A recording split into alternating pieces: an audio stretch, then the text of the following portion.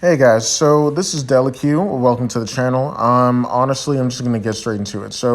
Quite often on Twitter, we see images like this: salvation according to Pelagianism, 100% man. I'm not really caring about that one. Arminianism, 50% man, 50% God, and Calvinism, 100% God. So this is a blatant misrepresentation of Arminianism and any other ism out there that is not Calvinism.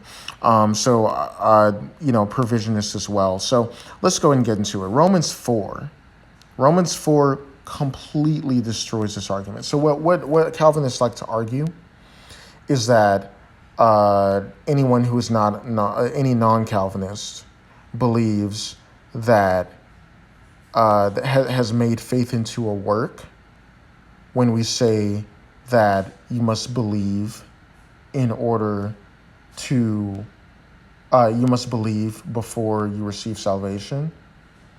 Of course, we're going to say that faith precedes regeneration, whereas Calvinists believe that regeneration precedes faith. They'll word this in different kinds of ways. Some Calvinists are more aware of their own position than others. When we point out that hey, faith is when we actually prove to them that faith is like faith is something that the faith comes before works, they like to pivot and they don't realize that they concede the argument. When they do that, they'll pivot and say that faith is bestowed upon you, that faith is a gift. And first, you have to acknowledge the fact that faith is that you just conceded the argument when you say that, because that means you're saying that faith still comes before regeneration. Now, some like to say that God bestowing faith upon you, that God giving you the gift of faith is the regeneration, but then you have to answer what is the preceding generation after that. Well, what is the following generation out? Being born again. Would you not call that regeneration, or are there two different kinds of regeneration? So there's that, but we're gonna get into a defense of why we believe that faith comes before works, and also why faith is not a gift, and also why faith is you can have faith before you're made righteous. Before you can have faith apart from regeneration. And also there's going to be a thing where faith is not righteousness. We can't conflate faith with works. We can't conflate it with righteousness. We can't conflate faith with something that is good, that is a good work that's pleasing to God. It doesn't matter whether it's pleasing to God or not, but we have to stop conflating these things. Calvinists often conflate things in the arguments, and they don't understand that you cannot do that. I've seen way too many conflations in these discussions, and so I'm sorry I went on for a little too long. Let's go ahead and get into Romans 4. What then shall we say was gained by Abraham for our forefather according to the flesh? So right off the bat, we see that Paul is acknowledging that Abraham gained something, or maybe he gained something. Verse 2, if Abraham was justified by works, he has something to boast about. So this is a condition and a conclusion. So it's a premise and a conclusion.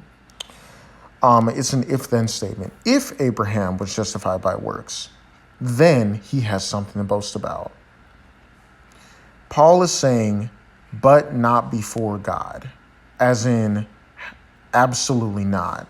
Man cannot boast. We cannot accept that conclusion of Abraham having something to boast about. So what is the alternative to, because in order for that conclusion to come about, the condition must be met of justification by works. So what is the alternative condition? If it is not by works, what is the alternative condition? Reading on to verse 3. What does the scripture say? Abraham believed God, and it was counted to him as righteousness. So we see the first in verse 2, the condition is justification by works. The conclusion is boasting. Verse 3, we see Abraham believing God,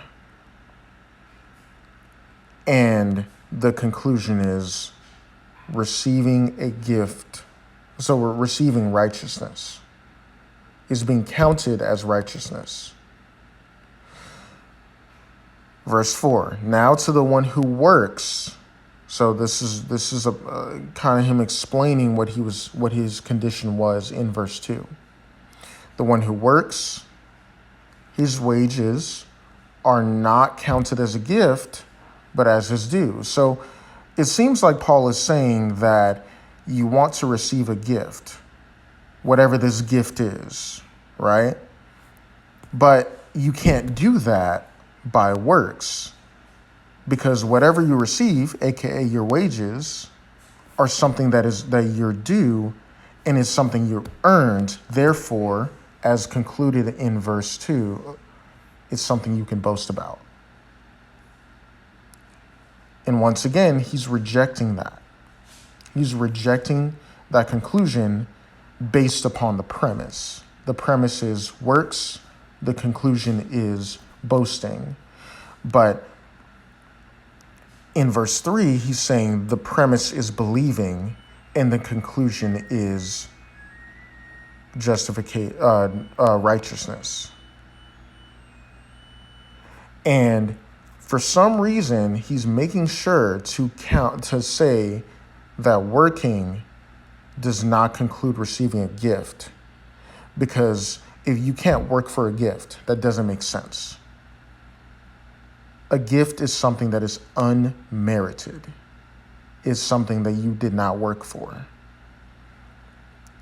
And clearly, if you believe in verse 3, it's counted as righteousness. So whatever you receiving righteousness, that must be the gift, isn't it? Okay, well, let's just read on just to make sure. And to the one who does not work, okay, so juxtaposing verse 4, we're juxtaposing against verse 4. The one who does not work, this premise, but believes in him. So this is a new conditional. If you do not work, but you believe in him who justifies the ungodly, then his faith is counted as righteousness. So faith is being counted as righteousness. Is faith the same thing as believing? Yes. Like he's using those words interchangeably. Faith and believing in God. Faith is just simply believing in God. So Abraham believed God, and it was counted to him as righteousness. Faith is counted as righteousness. So what you're going to receive a gift. What is that gift?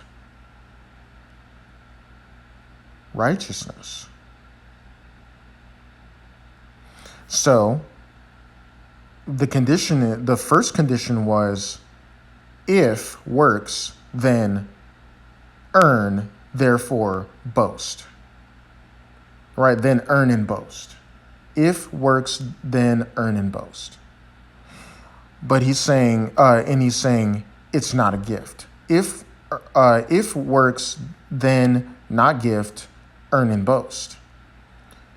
He's saying now in verse 5, he's saying at verses 3 and 5, he's saying, if believe, then righteousness and no boasting. That's all it is. Everybody, that's all it is. Everybody believes this, right? So the gift is righteousness. You receive that righteousness, and there's no, you didn't do anything. You didn't do any kind of work to earn that. Otherwise, like you didn't do anything to earn that. Otherwise, it would be a work.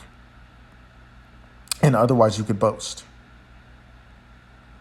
So you see what Paul is doing here. And so we're also going to get into another thing that verse 5 does, where it says that you believing in him who justifies the ungodly. Well, okay, so if he's justifying the ungodly, what is the condition for being justified? Faith. Therefore, you must have faith in order to be justified, but that means you're still in an ungodly state when you have this faith. This is just like so obvious that you must have faith in order to receive righteousness, and therefore you cannot boast. So, does this say anything about faith being bestowed upon you? Of faith being a gift? No. It says the wages, which is what you receive, are not counted as a gift, right? The wages of works are not counted as a gift. What you receive from works are not counted as a gift. He's paralleling, and he's saying the faith is counted as a gift. And what is that gift? Righteousness. What you receive is righteousness. So I think that this is what Paul is getting to, that that you must have faith, and then it will be counted as righteousness, and you will and that righteousness is something you receive. And what is this whole process of receiving righteousness? That is called justification. You are justified when you have faith and you receive righteousness. That's why it's called Abraham justified by faith in that title. Now, of course, we can't go by that title. That's not, it's not inspired. That's just a summarization.